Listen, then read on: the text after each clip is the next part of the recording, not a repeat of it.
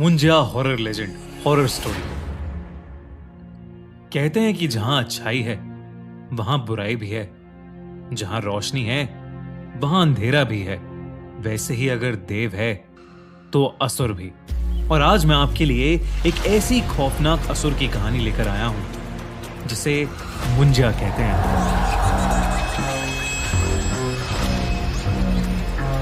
Recently मैंने एक नई मूवी मुंजा का ट्रेलर देखा, जिसे देखकर मैं बड़ा इंप्रेस हो गया। पहले तो मुझे लगा ये कोई फिक्शनल कैरेक्टर है, लेकिन जब मैंने मुंजा के बारे में रिसर्च की तो मुझे पता लगा कि वो कितना भयानक है। ये कहानी अभिनव और जय की है, जो बचपन से ही बहुत अच्छे दोस्त थे। दोनों महाराष्ट्र के एक छोटे से शहर में पैदा हुए थे और समुद्र किनारे बसे उसी शहर में बड़े हुए थे। पर आज का दिन कुछ अलग था। आज अभिनव का 18th बर्थडे था। जय ने अभिनव के बर्थडे के लिए एक बहुत ही स्पेशल आइडिया सोच रखा था। वो अभिनव को रात 12 बजने से ठीक पहले ही एक बीच पर ले गया। पर 12 बजते ही जय ने अभिनव को हैप्पी बर्थडे विश किया और अपने बैग से एक शराब की बोतल निकाली। अभिनव वो बोतल देखकर थोड़ा चौंक गया। आज से पहले उन दोनों में से किसी ने कभी शराब को हाथ तक नहीं लगाया था। जय ने अभिनव से कहा कि ये उसकी बर्थडे सेलिब्रेशन का ही एक हिस्सा है। अभिनव भी अपनी लाइफ में एक नया एक्सपीरियंस लेना चाहता था, इसलिए उसने जय की बात झट से मान ली। वो दोनों समुद्र के किनारे काफी देर तक बैठकर शराब पीते रहे। कुछ देर बाद जय को जोर से टॉयलेट आ गया।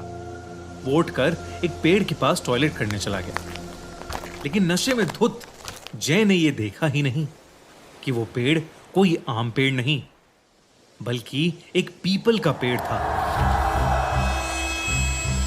टॉयलेट करते हुए अचानक से जय के सर पर एक पत्थर आ पड़ा।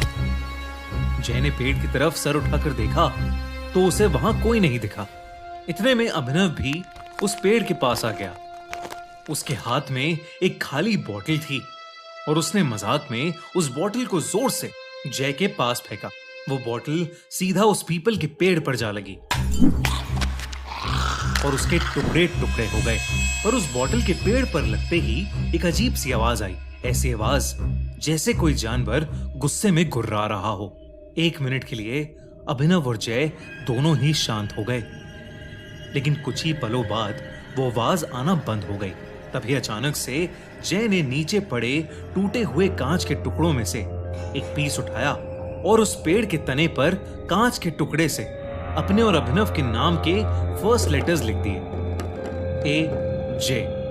जय ने पेड़ पर उस कांच को खरोचते हुए कहा, अभिनव, अब ये दिन हमें हमेशा याद रहेगा। उसके इतना बोलते ही उस पीपल के पेड़ की डालियां जोर जोर से हिलने लगी और कुछ ही सेकंड्स में एक बड़ी सी टहनी सीधा आकर जय के सर पर गिरी और जय वहीं बेहोश हो गया। ये देखकर अभिनव का नशा मानो 1 सेकंड में चूर हो गया। वो जल्दी से जय के पास गया और उसे होश में लाने की कोशिश करने लगा। तभी अभिनव को अपने पीछे से एक आवाज आई, मानो पेड़ से कुछ नीचे गिरा। अभिनव ने जैसे ही पीछे मुड़कर देखा, उसके पैरों तले जमीन खिसक गई। उसके ठीक पीछे एक काली सी परछाई थी, जिसकी 2 नीली आंखें अंधेरे में चमक रही थीं। अभिनव को अपनी नजरों पर विश्वास ही नहीं हो रहा था। अभिनव को लगा कि जो भी उसके पीछे है वो कोई ना कोई सुपर नेचुरल क्रीचर है। वो जैसे ही उस जीव से दूर जाने के लिए भागा, उस जीव ने उस पर हमला कर दिया। उसके बड़े बड़े नाखून अभिनव की पीठ में घुस गए, लेकिन चीखता हुआ अभिनव जैसे तैसे उस जीव की पकड़ से छूटा और वहां से दूर भाग गया। दूर जाकर अभिनव ने देखा कि वो जीव एक काली परछाई में बदल गया है और वो बेहोश पड़े जय के मुंह के अंदर घुस गया। और तभी अचानक जय अपनी बेहोशी से उठ खड़ा हुआ। अभिनव दूर से उसका नाम बार बार पुकार रहा था, पर जय मानो सुन्न होकर एक ही जगह पर खड़ा था। उसकी आंखें पूरी तरह से नीली पड़ चुकी थीं और वो बस वहां एक पुतले की तरह खड़ा था।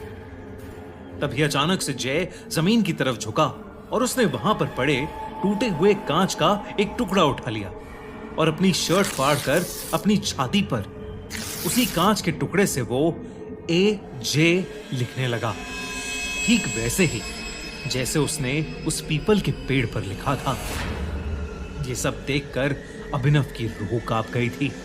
सुबह के 5 बज चुके थे और समुद्र के ऊपर से अब सूरज उगता दिखने लगा था। जय के ऊपर जैसे ही सूरज की रोशनी गई, जय अचानक से होश में आ गया।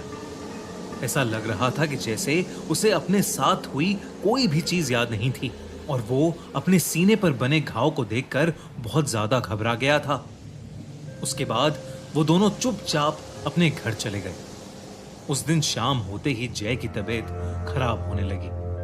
जय अपने बिस्तर पर लेट तो गया, पर उसे बिल्कुल भी नींद नहीं आ रही थी। उसके दिमाग से उस जीव की शक्ल निकल ही नहीं रही थी। तभी जय को अपने कमरे से किसी के गुर्राने की आवाज आने लगी। आवाज ठीक वैसे ही थी जैसी उन्हें कल उस पेड़ के पास से आ रही थी। जय इतना घबरा गया कि उसने डर के मारे अपनी आंखें बंद कर लीं और चादर को अपने मुंह पर चढ़ा लिया। कुछ ही पलों बाद वो आवाज आना बंद हो गई और कमरे में एक सन्नाटा हो गया। जय का डर थोड़ा कम हुआ तो उसने अपने चेहरे से उस चादर को हटा लिया, लेकिन जैसे ही चादर को हटाकर जय ने अपनी आंखें खोली तो उसके दिल की धड़कनें लगभग रुक ही गईं। उसके कमरे की छत पर वही जीव बैठा था, लेकिन इस बार उसका खौफनाक चेहरा साफ साफ दिख रहा था। वो जीव एक भयानक राक्षस की तरह दिख रहा था। उसकी चमड़ी बिल्कुल पेड़ के तने जैसी थी और उसका चेहरा बिल्कुल एक छोटे बच्चे जैसा था। इससे पहले कि जय कुछ कर पाता, उस भयानक राक्षस ने जय पर अटैक कर दिया। उधर अभिनव बहुत घबराया हुआ था। जब उसके पापा ने उससे उसके घबराहट की वजह पूछी तो उसने अपने पापा को पूरा किस्सा बताया कि उनके साथ पिछली रात क्या हुआ था। अभिनव के पापा शहर के माने जाने वाले पंडित थे, लेकिन अभिनव की बात सुनकर उनका दिल दहल उठा। उन्हें समझ आ गया कि उनके बेटे अभिनव और उसके दोस्त जय के ऊपर मुंजिया का साया आ चुका है।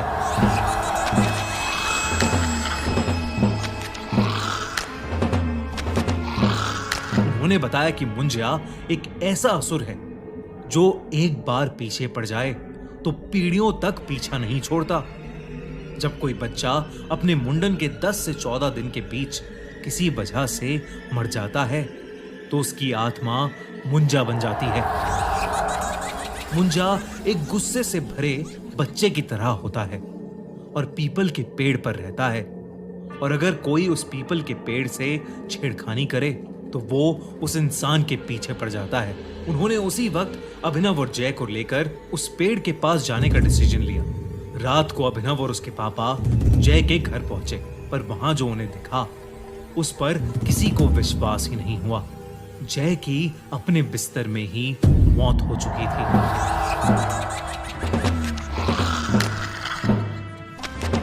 उसके चेहरे पर ऐसा एक्सप्रेशन था मानो मरने से पहले उसने अपनी मौत को करीब से देखा हो।